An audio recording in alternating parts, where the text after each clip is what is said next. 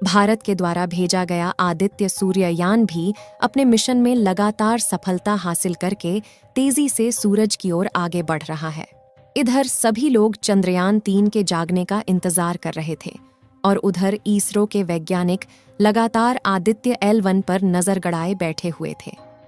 आपको बता दें कि 30 सितंबर के दिन वैज्ञानिकों ने आदित्य सूर्ययान के इंजन को चालू करके पृथ्वी के कक्षा से बाहर धकेल दिया है, यानी कि वह अब पृथ्वी की कक्षा से बाहर चला गया है और अंतरिक्ष में तेजी से L1 पॉइंट की ओर आगे बढ़ रहा है। आपको बता दें कि यह काम इतना भी आसान नहीं था, क्योंकि भारत ने ऐसा कारनामा दूसरी बार किया है। भारत ने पहली बार मंगलयान मिशन के तहत अपने स्पेसक्राफ्ट को पृथ्वी की गोलाई वाली कक्षा से सीधी रेखा में बाहर की ओर अंतरिक्ष में धकेल दिया था और वैज्ञानिकों ने बड़ी ही सावधानी के साथ इस कारनामे को अंजाम देते हुए आदित्य L1 स्पेसक्राफ्ट को पृथ्वी की गोलाई वाली कक्षा से बाहर धकेल दिया है। इस समय इसकी स्पीड लगभग 40,000 किलोमीटर प्रति घंटा थी। इस समय आदित्य L1 पृथ्वी से 9.2 लाख किलोमीटर की दूरी पर पहुंच चुका है और जल्द ही यह सूरज के करीब L1 पॉइंट पर स्थापित होने वाला है। 6 अक्टूबर के दिन वैज्ञानिकों ने स्पेसक्राफ्ट को ट्रैक किया, जिसमें वैज्ञानिकों के पास जो डाटा निकल कर आया है उसमें बताया जा रहा है कि आदित्य L1 स्पेसक्राफ्ट इस समय सही सलामत बचा हुआ है और अपने सही रास्ते पर चल रहा है। साथ ही L1 पॉइंट की ओर तेजी से रवाना हुआ है और लगातार इसकी स्पीड बढ़ती ही जा रही है। भारत का पहला सूर्य मिशन है जो कि सूरज की स्टडी करने वाला है। इससे पहले भारत में एक भी सूर्य मिशन नहीं किया है, इसलिए इसरो के वैज्ञानिकों को काफी ज्यादा चुनौतियों का सामना करना पड़ सकता है। लैग्रेंजियन पॉइंट पृथ्वी से 15 लाख किलोमीटर दूरी पर मौजूद है और इसी बिंदु पर आदित्य सूर्ययान को पहुंचना है और उसके बाद सूरज की विकिरणों और इसकी बाहरी परत कोरोना के बारे में स्टडी करेगा। आपको बता दें कि लैग्रेंजियन पॉइंट अंतरिक्ष में एक ऐसा पॉइंट है जहां पृथ्वी और सूरज के बीच का गुरुत्वाकर्षण बल बराबर कार्य करता है, यानी कि इस पॉइंट पर कोई भी स्पेसक्राफ्ट आसानी से ठहर सकता है और उसे बहुत कम फ्यूल की जरूरत पड़ेगी। आदित्य L1 स्पेसक्राफ्ट के दोनों सोलर पैनल इस समय खुले हुए हैं और वह लगातार सूरज से ऊर्जा प्राप्त करके आगे बढ़ रहे हैं। 2 सितंबर के दिन श्रीहरिकोटा के सतीश धवन स्पेस सेंटर से आदित्य L1 को सूरज की सफल उड़ान के लिए रवाना किया गया था। अब इस मिशन को भेजे हुए 1 महीने से ज्यादा हो चुके हैं और यह पृथ्वी से 9.2 लाख किलोमीटर की दूरी तक पहुंच चुका है। इस समय यह अंतरिक्ष के काले अंधेरे में आगे की ओर बढ़ रहा है और वैज्ञानिक लगातार इसको कमान दे रहे हैं। आपको बता दें कि सूरज के सबसे नजदीक जाने वाला अगर कोई ऑब्जेक्ट है तो वह है नासा का सोलर पार्कर स्पेसक्राफ्ट, जो कि सूरज की कोरोना परत के अंदर एंट्री ले चुका था और उसने सूरज की रहस्यमयी आवाज को भी रिकॉर्ड करके वैज्ञानिकों तक भेजा है, जिसे सुनकर वैज्ञानिकों के भी होश उड़ गए थे, क्योंकि वह आवाज काफी ज्यादा भयानक और डरावनी थी।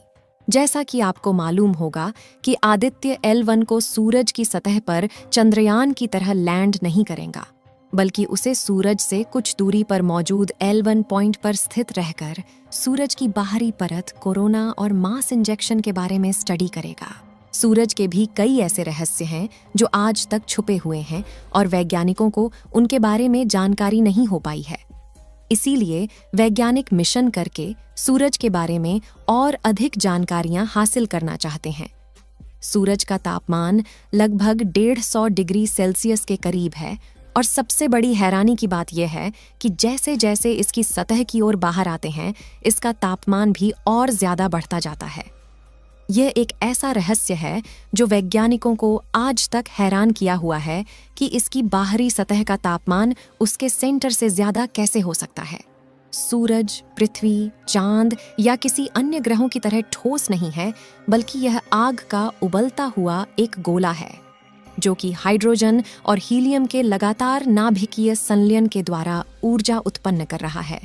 सूरज की बाहरी परत कोरोना से लगातार सोलर प्लेयर्स निकलता है, जो कि अंतरिक्ष में चला जाता है और कुछ सोलर प्लेयर्स फिर से सूरज में आकर लिपट जाता है।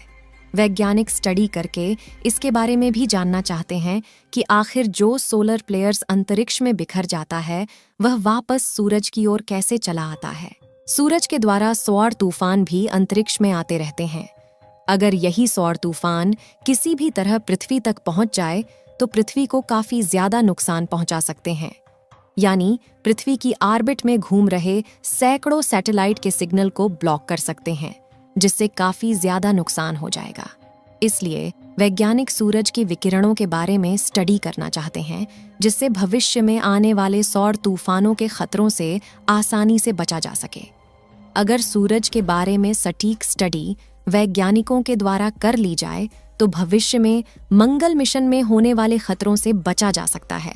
क्योंकि मंगल पृथ्वी से काफी ज्यादा दूर है, इसलिए जब मंगल पर मिशन भेजा जाएगा तो वहां पर इंसानों को पहुंचने के लिए कम से कम 6 महीने का समय लगेगा, जिसमें अंतरिक्ष यात्री को सौर तूफानों का भी खतरा हो सकता है।